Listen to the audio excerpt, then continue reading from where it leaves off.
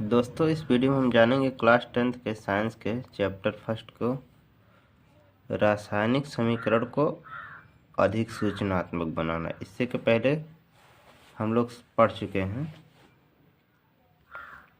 अब आगे ये देखते हैं। रासायनिक समीकरण को अधिक सूचनात्मक बनाने के लिए क्रियाकारक तथा उत्पाद की भौतिक अवस्था को प्रतीकों द्वारा प्रदर्शित करते हैं। जैसे कि अगर कोई ठोस तत्व है तो उसको यस द्वारा, द्रव है तो यल, स्मॉल यल और स्मॉल एस रहेगा। अगर गैस बन रहा है या गैस तत्व है तो स्मॉल जी।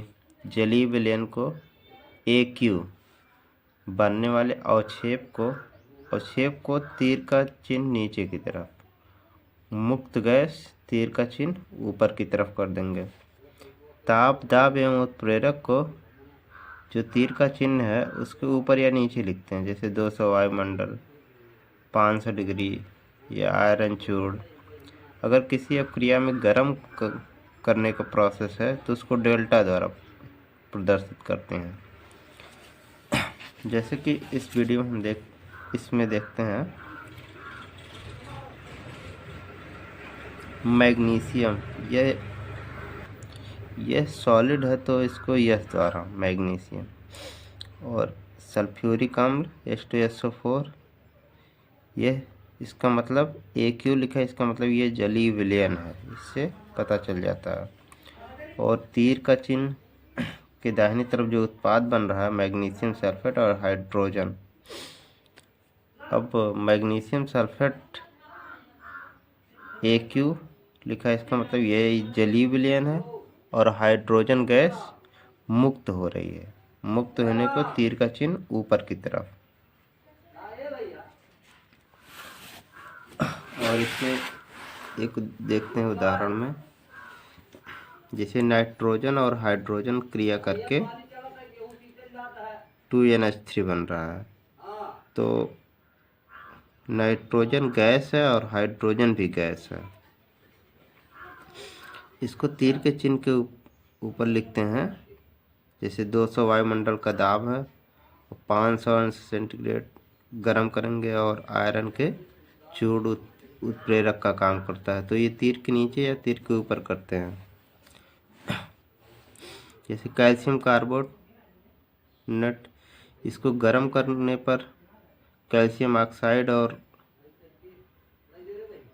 कार्बन डाइऑक्साइड बन रहा है, ये गैस बन रही है जी द्वारा। ये यस, इसका मतलब यह ठोस है, ये भी ठोस है। इसको गर्म करने पर ये बन रहा है उत्पाद। इधर को अपकारक कहते हैं, इधर को उत्पाद कहते हैं, तो ये डेल्टा द्वारा प्रदर्शित है। आगे देखते हैं। जैसे सांद्रण को दर्शाने के लिए अपकारक के सूत्र के पहले या नीचे तन या सांद्र लिखा जाता है। जैसे जिंक सॉलिड यस लिख दिया गया है। H2SO4 ये जलीय विलयन, अगर तन है तो यहाँ तन लिख दिया गया है। ZnSO4 ये जलीय विलयन है और हाइड्रोजन गैस मुक्त हो रही है। मुक्त हुई ऊष्मा को उत्पाद की ओर प्लस चिन्ह द्वारा तथा अवशोषित ऊष्मा को माइनस चिन्ह द्वारा दर्शाते हैं। जैसे कार्बन और ऑक्सीजन ये दोनों क्रिया करके कार्बन डाइऑक्साइड बनाते हैं और 94 कैलोरी ऊष्मा मुक्त होती है, तो इसको प्लस द्वारा। और अवशोषित ऊष्मा को, जैसे कार्बन और सल्फर, यहाँ 22 कैलोरी ऊष्मा अवशोषित हो रही थी, इसको माइनस द्वारा। उत्क्रमणीय अपक्रिया को उत्क्रमणीयता के चिन्ह द्वारा प्रदर्शित करते हैं। उत्क्रमणीयता के चिन्ह का मतलब एक इधर रहेगा और एक इधर। अपकारक इधर उत्पाद, अपकारक से उत्पाद बनता है और उत्पाद से अपकारक, इसलिए ये इसको कहते हैं उत्क्रमणीय अपक्रिया। ये रिवर्सिबल होती है। और आगे देखते हैं रासायनिक समीकरण का क्या महत्व है। उदाहरण से हम समझते हैं। जैसे एक रासायनिक समीकरण दिया है मैग्नीशियम प्लस नाइट्रोजन, तो इससे बना है मैग्नीशियम नाइट्राइड। तो इससे हमें क्या क्या जानकारियाँ प्राप्त होती हैं। इस अभिक्रिया में मैग्नीशियम तथा नाइट्रोजन अभिकारक हैं। तो तीर के बाईं ओर अभिकारक होते हैं, ये दोनों अभिकारक हैं, ये उत्पाद है, यही बताया गया है। इस अभिक्रिया में मैग्नीशियम के 3 परमाणु हैं। नाइट्रोजन के एक अणु के साथ संयुक्त होकर मैग्नीशियम नाइट्राइड का एक अणु बनाते हैं। यहाँ मैग्नीशियम के 3 परमाणु है, नाइट्रोजन का एक अणु है, यहाँ मैग्नीशियम नाइट्राइड का एक अणु है। और इससे क्या पता चलता है, मैग्नीशियम का परमाणु भार 24 तथा नाइट्रोजन का परमाणु भार 14 होता है। अतः इस अभिक्रिया में कारकों मैग्नीशियम तथा नाइट्रोजन तथा उत्पाद मैग्नीशियम नाइट्राइड के द्रव्यमानों का अनुपात, जैसे 3 मैग्नीशियम है तो 1 मैग्नीशियम का परमाणु भार 24 है तो 3 का 72 ग्राम, और 1 नाइट्रोजन का परमाणु भार 14 है तो 2 नाइट्रोजन है तो 28 ग्राम। यहाँ जो मैग्नीशियम नाइट्राइड बना है, मैग्नीशियम का 24 × 72, 14 दूनी 28, 100 ग्राम हो गया है। एनटीपी पर 1 मोल 28 ग्राम नाइट्रोजन का आयतन 22.4 लीटर होता है। अतः एनटीपी पर 72 ग्राम मैग्नीशियम धातु 22.4 लीटर नाइट्रोजन से क्रिया करके 100 ग्राम मैग्नीशियम नाइट्राइड बनाती है। इसको इस प्रकार समझते हैं, जैसे यहाँ हुआ 72 ग्राम मैग्नीशियम, नाइट्रोजन 28 ग्राम है, मतलब 1 मोल का आयतन 22.4 लीटर होता है। तो 72 ग्राम 22.4 लीटर से क्रिया करके 100 ग्राम मैग्नीशियम नाइट्राइड बनाता है। न्यूमेरिकल करते वक्त और क्लियर हो जाएगा। आगे हम देखते हैं चेक पॉइंट के बारे में।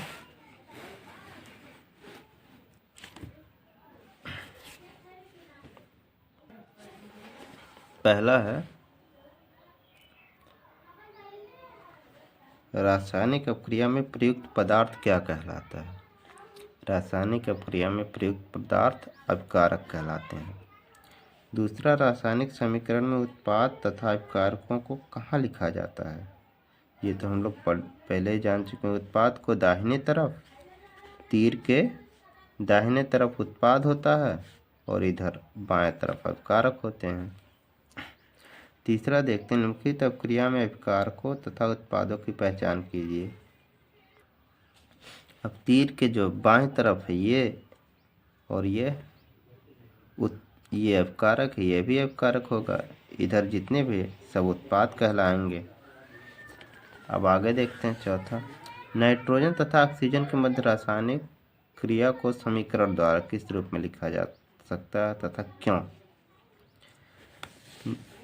नाइट्रोजन तथा ऑक्सीजन को उच्च ताप पर अगर क्रिया करवाते हैं तो 2 नाइट्रोजन मोनोऑक्साइड बनती है, लेकिन सामान्य परिस्थिति में नाइट्रोजन और ऑक्सीजन प्रतिक्रिया नहीं करते। क्यों? क्योंकि नाइट्रोजन बहुत कम स्थिर होता है। पांचवा देखते हैं, उत्क्रमणीय अपक्रिया को किस प्रकार प्रदर्शित करते हैं। उत्क्रमणीय अपक्रिया को अभी हम लोग देख चुके हैं। तीर का चिन्ह इधर होगा, तीर का चिन्ह ऐसे होगा, मतलब ये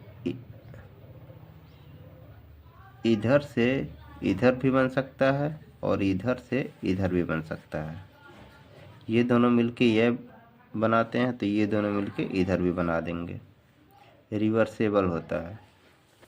छठवां देखते हैं, रासायनिक समीकरण में प्रतीक यस जी ए की क्या प्रदर्शित करते हैं। अभी हम लोग पढ़े हैं।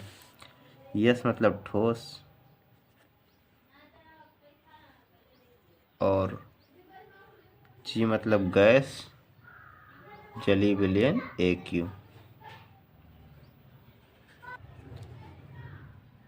रासायनिक समीकरण में तीर का चिन्ह ऊपर कब होता है? तीर का चिन्ह जब कोई गैस मुक्त होती है तो तीर का चिन्ह ऊपर होता है। रासायनिक समीकरण तीर के ऊपर लिखा डेल्टा, डेल्टा चिन्ह क्या प्रदर्शित करता है? इसका मतलब हम रासायनिक अपक्रिया को में गर्म हो रहा है, गर्म कर रहे हैं। रासायनिक समीकरण में निम्नलिखित को कैसे दर्शाया जाता है? अपक्रिया में ऊष्मा मुक्त होती है, अगर ऊष्मा मुक्त हो रही है तो उसको प्लस द्वारा दर्शाते हैं, और अगर अवशोषित होती है तो माइनस द्वारा। अपक्रिया उत्प्रेरक की उपस्थिति में होती है, अपक्रिया उत्प्रेरक की उपस्थिति में होती है तो तीर के चिन्ह जो होता है उसके ऊपर या नीचे लिख देते हैं, जो भी उत्प्रेरक है। अपकारक ठोस तथा उत्पाद द्रव है, अपकारक ठोस है तो कैपिटल एस, और उत्पाद अगर द्रव है तो स्मॉल एल लिखते हैं। अपक्रिया 700 अंश सेंटीग्रेड और ताप तथा 200 वायुमंडल दाब पर होती है, तो ये भी हम लोग देख ही चुके हैं अभी। तीर के चिन्ह के ऊपर या नीचे लिखते हैं। निम्नलिखित समीकरण से क्या जानकारी प्राप्त होती है? कैल्शियम कार्बोनेट, इसे मार्बल बोलते हैं, इसको हम लोग गर्म कर रहे हैं तो कैल्शियम ऑक्साइड और कार्बन डाइऑक्साइड प्राप्त होता है। इससे ये पता चलता है कि यहाँ कैल्शियम कार्बोनेट या मार्बल को गर्म किया जा रहा है। दोस्तों आगे की वीडियो में हम देखेंगे रासायनिक अपक्रियाओं के प्रकार, संयोजन अपक्रिया, वियोजन अपक्रिया, विस्थापन अपक्रिया, ये सब के बारे में। Thank you.